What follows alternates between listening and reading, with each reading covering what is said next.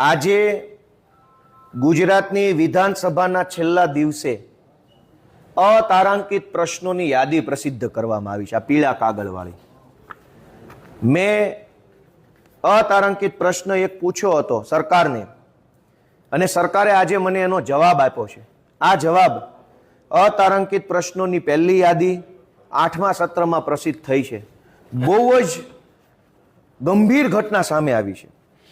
મારો પ્રશ્ન છે અતારાંકિત પ્રશ્ન ક્રમાંક 1934, અને એમાં મેં એવું પૂછ્યું છે કે છેલ્લા 3 વર્ષમાં સસ્તા અનાજની દુકાનેથી રેશન કાર્ડ ધારકોને ઘઉં આપવા માટે કયા ભાવે, કઈ એજન્સી પાસેથી કેટલા ઘઉં સરકારે ખરીદ્યા.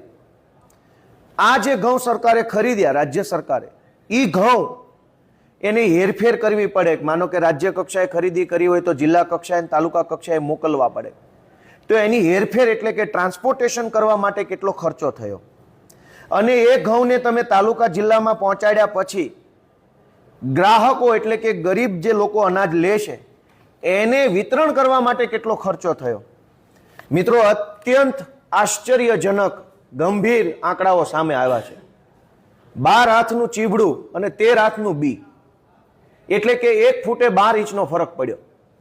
દોસ્તો, ગુજરાત રાજ્યની સરકારે છેલ્લા 3 વર્ષમાં ગરીબોને આપવા માટે જે ઘઉં ખરીદ્યા એ ખરીદીની કિંમત છે 5 કરોડ.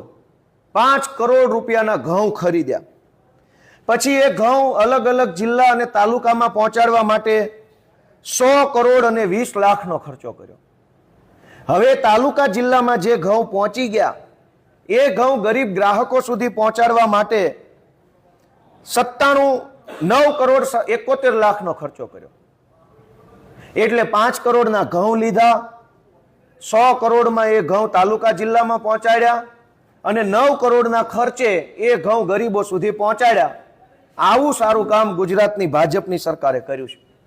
વિચાર કરો કે આ તો સોના કરતા ઘડામણ મોંઘું થઈ ગયું. જો આવી રીતે જ સરકાર કામ કરતી હોય, 5 કરોડના ઘઉં અને એને જથ્થો ટ્રાન્સપોર્ટેશનનો ખર્ચો 100 કરોડ, તો પછી સીધા રોકડા રૂપિયા જ ગરીબોને આપી દે તોય ગરીબોને ઘઉં ચોખા બધું જ મફત જેમ આવી જાય. આ તમામ બાબતો સાબિત કરે છે કે આ સરકાર ભ્રષ્ટાચારથી ભરપૂર ખદબદી ઉઠેલી સરકાર છે. દરેક મુદ્દાઓમાં ભ્રષ્ટાચાર કરે છે, અને આ ભ્રષ્ટાચાર રોકવા માટે આવનારી સ્થાનિક સ્વરાજ્યની ચૂંટણીમાં જનતા જાગૃત થઈ ઝાડુનું બટન દબાવે એવી હું વિનંતી કરું છું.